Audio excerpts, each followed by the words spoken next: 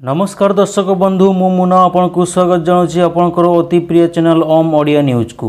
दर्शक बंधु channel T जदि एबे जाई सब्सक्राइब करना तेबे सब्सक्राइब कर दियंतु एवं पाखरे थिबा बेल आइकन टी मध्य दबाई दियंतु। वीडियो टी लाइक शेयर मध्य कर दियंतु। एबे आसंतु नजर पकेइबा संपूर्ण खबर उपरे। परवर्ती खबर दक्षिण पूर्व बांग्लादेश एवं एहार निकटवर्ती अंचल में घूर्णिबलय सृष्टि होईछि। एहार प्रभाव में आज उत्तर बंगोपसागर निकटस्थ पश्चिमबंग और ओडिशा उपकूल में एक लघुचाप क्षेत्र सृष्टि होबार संभावना रही। एहार प्रभाव में आसंता 7 तारिख रु 11 तारिख मध्य उपकूल उत्तर और दक्षिण ओडिशा रे हालुकारु मध्यम धरणर वर्षा होबार संभावना रही। प्रथम किस्तिर द्वितीय पर्याय सुभद्रा टंका प्रदान करिवे सरकार।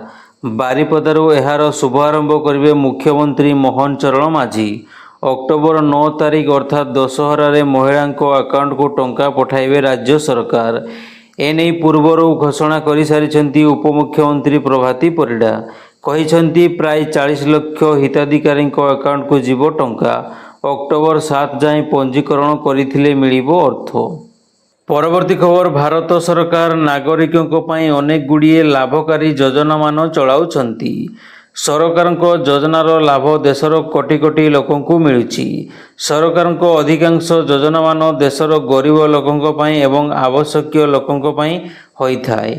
सरकारको एपरि एक योजना प्रधानमंत्री विश्वकर्मा योजना। प्रधानमंत्री विश्वकर्मा योजना असंगठित क्षेत्र में मजूरिया पई अणा जाइछि। एही योजना द्वारा मजूरिया सामिल होउछंती। तेबे किछि दिनर एडवांस ट्रेनिंग दिया जाउछि। एथिरे सेमानकु प्रतिदिन 500 टंका स्टाइपेंड भावे दिया जाइथाय। एथिसह जेउ लोक योजना सह जड़ित थांती सेमानकु 15,000 टंका दिया जाइथाय एवं सेमाने निज काम पई टूल किट किनि पारिबे। परवर्ती खबर प्रधानमंत्री किसान सम्मान निधि वेबसाइट अनुसार प्रधानमंत्री अक्टोबर 5 माने आसंता काली कृषकों पई 18तम किस्ती रिलीज करिवे। एही योजना अधीन रे देशर गरीब चाषी को केंद्र सरकार प्रतिवर्ष 6,000 टंका आर्थिक सहायता प्रदान करुछंती। अनेक कृषक सेमानकर जांच प्रक्रिया संपूर्ण करि नथिले जेउथि पई सेमाने पूर्वरु 2टी किस्ती पई टंका पाई नाहंती। वर्तमान 18तम किस्ती रे सरकार 2,000 टंका बदल रे 6,000 टंका चाषी को हस्तांतर करिवे। अनेक कृषक केआईसी करनथिले गत 2 किस्ती रे सेमानंको अकाउंट रे टंका जमा होई नाही। जदि सेमाने एथरो केआईसी करिसंती 18तम किस्ती रे 6,000 टंका आपनको अकाउंट को जमा हबो। परवर्ती खबर बेरोजगार युवक युवती मानंकु चाकरी जगाई देवा पई मोदी सरकार इंटर्नशिप स्कीम आनिछंती। अर्थमंत्री निर्मला सीतारमण 2024-25 आर्थिक वर्ष पई केंद्र बजेट रे पीएम इंटर्नशिप योजना घोषणा करथिले जेउथिरे आसंता 5 वर्ष मध्य प्राय 1 कोटी युवक युवती उपकृत हेबे। एही कार्यक्रम रे इंटर्न मानकु मासिक 5,000 टंका भत्ता प्रदान कराजिवो। या सहित सरकार 1 वर्ष परे 6,000 टंका राशि प्रदान करिवे। प्रधानमंत्री इंटर्नशिप स्कीम पई सोशल वेबसाइट गुरुवार ठारू मोदी सरकार सीधा प्रसारण करिसेंती। पीएम इंटर्नशिप स्कीम पई पंजीकरण प्रक्रिया अक्टोबर 12 रु आरंभ होबो। एही पायलट प्रोजेक्ट रे नाम लेखाइबेकु प्रार्थी माने 25 अक्टोबर पर्यंत निजकु पंजीकृत करि पारिबे। परवर्ती खबर हीराकुद डैम उपरु पानी उछुलुछि। आउटफ्लो और इनफ्लो समान रहिथिबा बेले पानी उछुलुथिबा प्रथम करी देखिबाकू मिलिछि। वर्तमान उपर मुंडरू 41,000 क्यूसेक पानी आसुथुबा बेले समस्त गेट बंद फल पानी उछुलुथिबा कुहा जायछि। हेले एहा पवन जोगु एमिति हेउथुबा कहिसंती मुख्य जंत्री। परवर्ती खबर ओडिशा को अधिक पुंजी आनिबा सह आगामी दिन में विदेशी पुंजी निवेश बढ़ाइबा लक्ष्य नहीं दिल्ली गस्तरे थिबा मुख्यमंत्री मोहन चरण माझी आज सेठारे आंबासाडर मीट करिसंती। प्राय 34टी देशर राष्ट्रदूत एही बैठक रे जोग देइथिले। बैठक पर मुख्यमंत्री कहिसंती जे कमिशनर हाई कमिशनर और वरिष्ठ अधिकारी सहित आलोचना होईछि।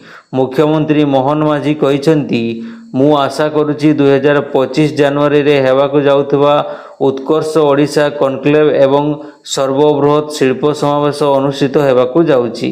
आगामी दिन में semiconductor, IT, green energy, petrochemicals, electronics, food processing क्षेत्र में अधिक पुंजीनिवेश होवार संभावना रही। यह 2036 रे समृद्ध ओडिशा और 2047 रे विकसित ओडिशा गठन में निश्चित सुदृढ़ मूलदुआ हो पारिबो। विशेषकर food processing, IT, chemical, petrochemical क्षेत्र में पुंजीनिवेश उपर प्राथमिकता दियाजिबो। ए दिगरे विभिन्न पुंजीनिवेशक सह आलोचना कराजिबो।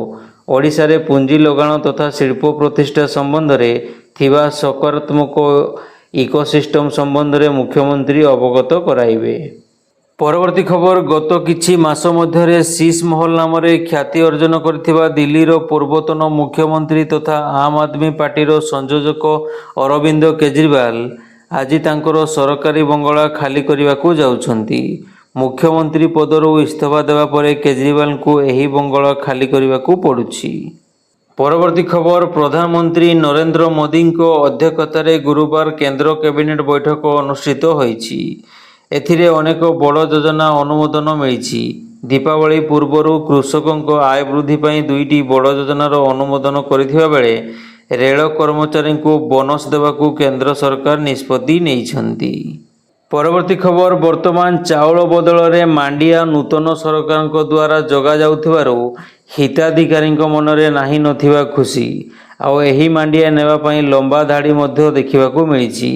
चाउल बदल में मिलुछि मांडिया, कार्ड पिछा जनकू मिलुछि 60 केजी। परवर्ती खबर, साधारण लोकंकु बड़ खुशी खबर मिलियाकू जाउछि। केंद्र सरकार गुरुवार खाइबा तेल मामला रे भारत को आत्मनिर्भरशील करने 10,103 कोटी टंका व्ययबराद सहित खाइबा तेल विहन उपर जातीय मिशन को मंजूरी देइछंती। गुरुवार प्रधानमंत्री नरेंद्र मोदी अध्यक्षतार अनुष्ठित कैबिनेट बैठक में यह निष्पत्ति निया जाइछि। कहबाकू गले भारत वार्षिक तेलर वार्षिक आवश्यकतार 50% अधिक आमदानी करिथाय। परवर्ती खबर, बुधवार सकाळे दक्षिण पश्चिम जापान मियाजाकी विमान बंदर रे एक टैक्सीवेर किछि अंशरे विस्फोरण घटिथिला। सरकारी प्रसारण संस्था एनएचके मियाजाकी विमानबंदर थिबा परिवहन मंत्रालय कार्यालय पक्षरु उद्धृत करी कहिसंती जे बुधवार स्थानीय समय सकाळ 8टा पूर्वरु टैक्सीवे विस्फोरण शब्द शुणिबाकू मिलिथिला। सांबादिक माने कहिसंती जे अमेरिका निर्मित बोमा जोगु एही विस्फोरण घटिछि। द्वितीय विस्फोरण रे कौनसी विपद नाही बोली से आश्वासन देइछंती। द्वितीय विश्वयुद्ध समय अमेरिकीय सेना फिंगिथिबा अविस्फोरित बोमा अनेक समय विमान बंदर रे देखिबाकू मिलिछि। गुरुवार सकाळू विमान बंदर कर्तृपक्ष खाल भर्ती कार्य चलथिबा बेले चलाचल आरंभ करने योजना करिसेंती। परवर्ती खबर, इजराइल आक्रमण में हमास मुख्य निपात। इजराइल एयर स्ट्राइक रे हमास सरकार मुख्य राही मुस्ताह को मृत्यु होइथिबा आईडीएफ स्पष्ट करिछि। गाजा स्ट्रिप उपरे गतकाली एयर स्ट्राइक करथिला इजराइल। गाजा स्ट्रिप रे राही मुस्ताह थिला हमास रो सबठरो बड़ नेता। इजराइल विरोध में लगातार आतंकवादी कार्यकलाप करुथिबारु एही एक्शन निया जाइथिबा इजराइल कहिछि।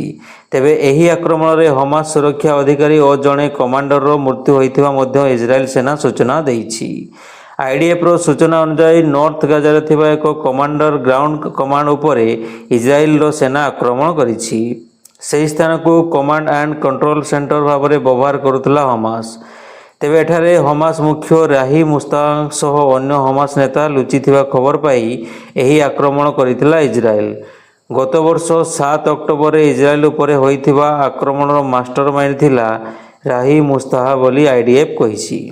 परवर्ती खबर, मु पुणी निर्वाचन लड़ाइबाकू प्रस्तुत एपरी कही जाजपुर राजनीति को सरगरम करिसेंती बीजेडी रो बड़ नेता तथा जाजपुर रो पूर्वतन विधायक प्रणव प्रकाश दास।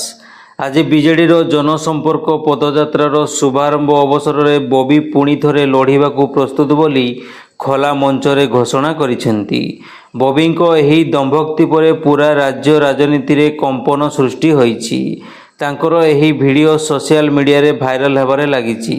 तेबे पूर्वरु जाजपुर विधानसभा निर्वाचन रे उपनिर्वाचन हेबा नै चर्चा हेउथिला, जहाको पुणी खराक जगाइछि बॉबीको एही मंतव्य।